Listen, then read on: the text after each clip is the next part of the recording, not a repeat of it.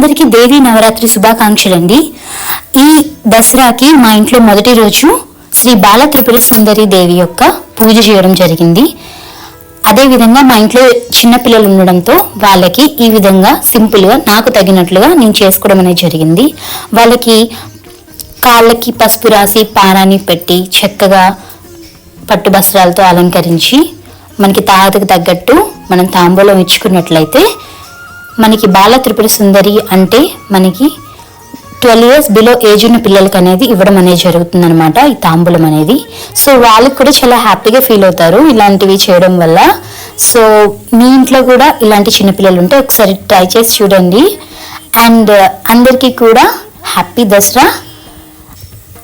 And ఈ video కనుక మీకు నచ్చినట్లయితే please like, share and subscribe my channel. For more videos please follow my channel.